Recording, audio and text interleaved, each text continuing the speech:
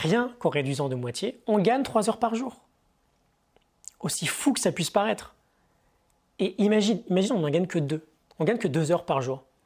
2 heures par jour, à la fin de notre vie, c'est 8 années. 2 heures par jour, c'est 8 ans. C'est 8 années de gagner à la fin de notre vie. En un mois, 2 heures par jour, c'est 60 heures. Presque 2 semaines de travail à 35 heures. Salut à toi, c'est Jenny, bienvenue dans ce nouvel épisode. J'aimerais qu'on parle aujourd'hui d'excuses, du problème de mentalité autour de l'excuse, mais surtout j'aimerais qu'on s'occupe de celle qui est sûrement la plus répandue dans notre société actuelle, qui est l'excuse de ne pas avoir assez de temps. On le sait tous, on est très occupés aujourd'hui, on a envie de faire plein de choses, on a peut-être beaucoup de volonté pour sortir de notre zone de confort, pour se lancer dans un projet ou pour se lancer dans une quête vers un objectif important pour nous. Mais quel dommage, on n'a jamais le temps. On va revoir quelques principes qui me semblent essentiels autour de la responsabilité, autour du choix, et on verra comment arrêter de se plaindre qu'on n'a pas suffisamment de temps, comment regagner du temps très concrètement chaque jour. Il y a des petits trucs qu'on peut tous faire et qui parfois peuvent nous faire gagner jusqu'à plusieurs heures chaque jour.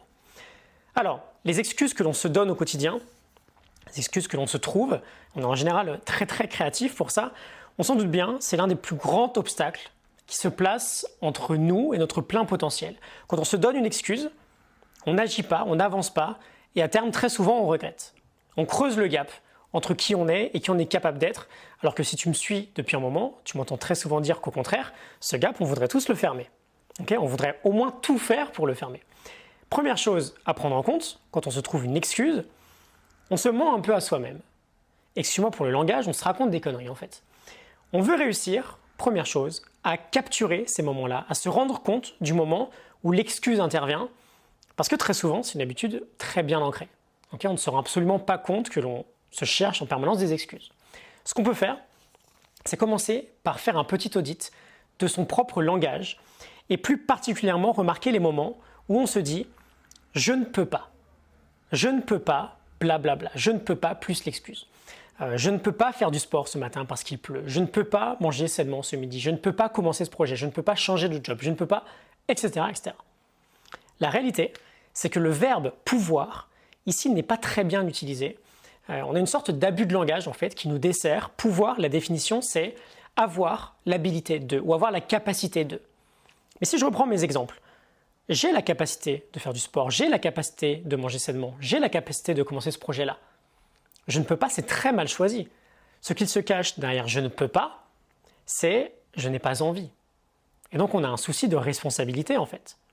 On peut, mais c'est juste qu'on choisit de ne pas faire. C'est pas la même chose. Donc première étape, on veut être très honnête avec soi-même. C'est pas grave de ne pas avoir envie. On veut juste avoir conscience de « ok, je peux le faire. J'ai juste pas envie de le faire ». Et si tu trouves que, bon, ah si, j'ai quand même très envie de le faire. Et c'est pas très juste de dire que j'ai pas envie. Tu peux toujours être un peu plus honnête en te disant « je choisis de ne pas le faire ». Je ne peux pas, c'est faux. En revanche, je choisis de ne pas le faire. Et en faisant ça, c'est tout bête, mais on reprend déjà un peu de pouvoir. On réalise que finalement, on est dans le choix, dès maintenant. J'aime bien cet exemple, mais imagine on est le soir, tu es super motivé pour aller faire du sport le lendemain matin, tu mets le réveil un peu plus tôt, et en fait au réveil, tu as tout un tas d'excuses qui commencent à arriver. Je peux pas y aller, j'ai pas très bien dormi, il pleut, c'est pas raisonnable, je vais rester au lit, j'ai besoin de sommeil, etc. Alors que si jamais, je te dis dans le même temps que si tu vas à la salle de sport, il y a un énorme chèque qui t'attend, mais qu'il faut y être dans les 10 minutes, peut-être que tu sauterais du lit en fait. Alors qu'à la base, ta nuit a été la même, les conditions initiales étaient les mêmes. Donc premier point, on prend la pleine responsabilité de tout dans notre vie. Je le répète une fois de plus, on choisit, on est responsable, on sera toujours maître de choisir notre réponse à notre comportement vis-à-vis de chaque situation. Ok ? C'est Viktor Frankl. On aura toujours cette liberté-là de choisir notre comportement vis-à-vis de chaque situation. On va maintenant revenir sur notre thème pour cet épisode, sur l'exemple que j'ai choisi d'aborder aujourd'hui, le fameux « je ne peux pas, je n'ai pas le temps ». D'ailleurs, petite parenthèse, on pourrait très vite le remplacer, je ne peux pas, je n'ai pas le temps, par je choisis de faire autre chose. Je l'ai dit, dans je ne peux pas, il y a une notion sous-entendue de je n'ai pas le pouvoir. C'est pas vrai, on veut éviter ça. Comment vaincre, très concrètement, ce je n'ai pas le temps ?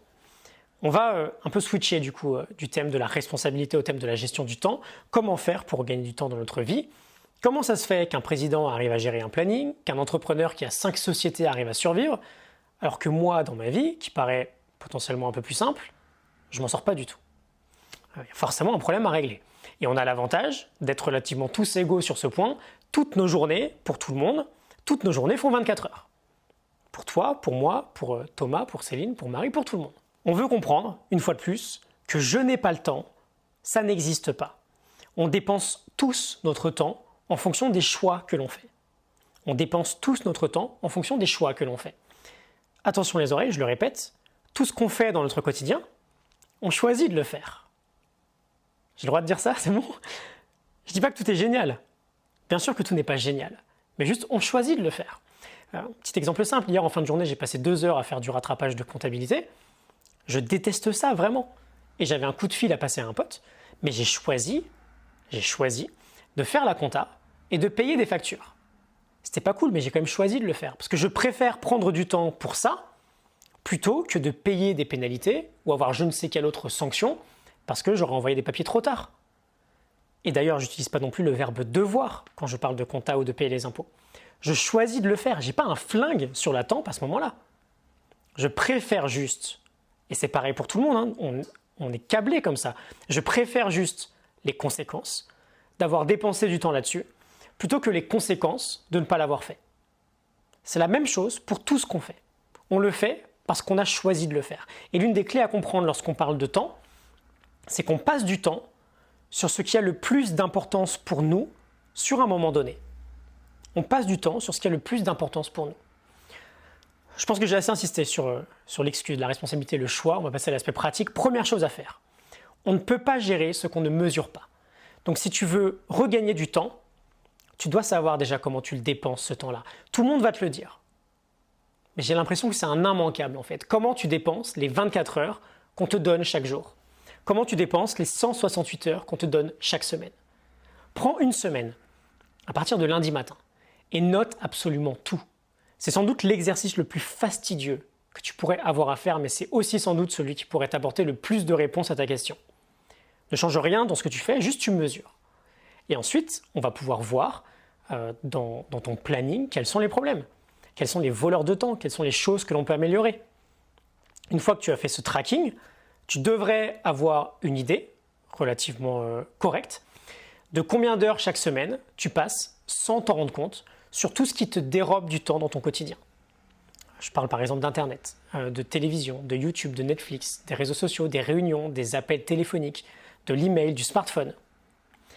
Je fais une grosse parenthèse, il faut bien comprendre, je le répète souvent, que tout ce qui touche au digital aujourd'hui et à l'addiction qu'on a pu développer avec tous nos écrans, ce n'est pas un accident, c'est volontaire. Il y a un énorme marché qui s'appelle le marché de l'attention, qui pèse un paquet de milliards de dollars. On a des milliers d'ingénieurs qui travaillent chaque jour, qui sont derrière chacun de nos écrans, qui travaillent chaque jour pour nous rendre addicts à nos produits, parce que plus on passe du temps dessus, plus il y a de l'argent qui est tiré derrière. Et résultat, aujourd'hui, on se lève avec le smartphone, on va aux toilettes avec, on se couche avec, on l'emmène partout, on l'active des centaines de fois par jour.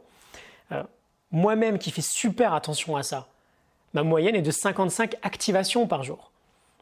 Quand on manque de temps, c'est dans ce genre de trou qu'on veut commencer à regarder. Donnée très intéressante, d'ailleurs il y a des études qui montrent, et c'est pas étonnant, je te mettrai un lien dans la description, qu'on a tendance à sous-estimer d'au moins 50% le temps passé derrière chaque écran. Parce qu'on perd complètement cette notion du temps. Donc si tu as pour mission, par exemple, de libérer 1 heure par jour, mais qu'aujourd'hui tu penses ne même pas avoir 5 minutes pour toi, c'est une bonne idée de commencer ici. Très honnêtement, je suis convaincu qu'en moyenne, si on consultait moins son smartphone pour des choses inutiles, si on ne passait pas autant de temps devant des émissions pas forcément hyper enrichissantes à la télé ou sur des chaînes d'information, si on faisait un peu plus attention au temps que l'on dépense inutilement sur Internet, c'est pas 1 heure qu'on pourrait libérer. C'est peut-être 2 heures, c'est peut-être 3 heures. J'ai même vu plus que ça autour de moi.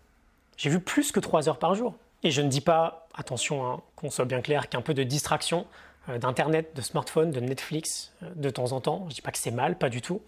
Mais peut-être que la quantité aujourd'hui est complètement disproportionnée. D'autant plus lorsqu'on se plaint de ne pas avoir le temps. Et encore une fois, ce n'est pas vraiment notre faute. On subit en quelque sorte ces processus addictifs. Mais quand on en a conscience, à la fin, on est quand même maître, on peut choisir.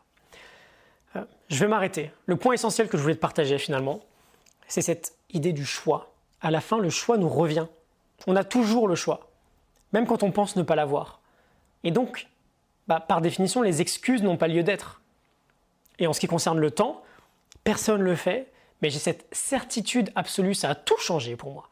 Et j'ai cette certitude absolue que si on prenait juste, tout le monde, on prend juste une semaine de notre vie, et on note minutieusement ce qu'on fait chaque heure de notre temps, même si c'est super fastidieux, on aurait la vérité en face de nous. On verrait que, alors ok, je me rends peut-être pas compte, mais dans une journée en moyenne, je suis 1 heure sur YouTube, je suis 4 heures devant le smartphone, je suis 2 heures devant la télé. Et rien que de réduire de moitié ces chiffres-là, donc ça ferait toujours plus de 3 heures sur des écrans, on n'est pas en train de tout supprimer, rien qu'en réduisant de moitié, on gagne 3 heures par jour. Aussi fou que ça puisse paraître. Et imagine, on n'en gagne que 2. On gagne que 2 heures par jour. 2 heures par jour, à la fin de notre vie, c'est 8 années. 2 heures par jour, c'est 8 ans. C'est 8 années de gagner à la fin de notre vie. En un mois, 2 heures par jour, c'est 60 heures. Presque 2 semaines de travail à 35 heures. Imagine tout ce qu'on peut faire en 2 semaines de 35 heures. Gagner chaque mois. À la fin de l'année, ça fait presque 20 semaines de 35 heures. C'est énorme. Donc voilà, on met de la conscience sur tout ça. On met de la clarté, on met des chiffres sur papier. C'est peut-être l'exercice qui vaut le plus le coup parmi tous ceux qu'on pourrait être amené à faire dans notre vie. Ok ? Et bien sûr, on arrête les excuses. Je te laisse là-dessus. J'espère que ça te parle, ça t'inspire. Un petit like, si jamais c'est le cas, un petit message, ça fait toujours plaisir. Je te mets un lien en description pour t'abonner à mes mails privés, formation continue que j'envoie chaque matin avec une leçon pour fermer ce gap entre ton toi actuel et ton meilleur toi possible. Chaque mail passé est manqué, donc n'hésite pas à nous rejoindre le plus vite possible. Je te laisse réfléchir à ces notions autour du choix, autour du temps. Et je te retrouve très vite pour un prochain épisode. Excellente fin de semaine à toi. Salut!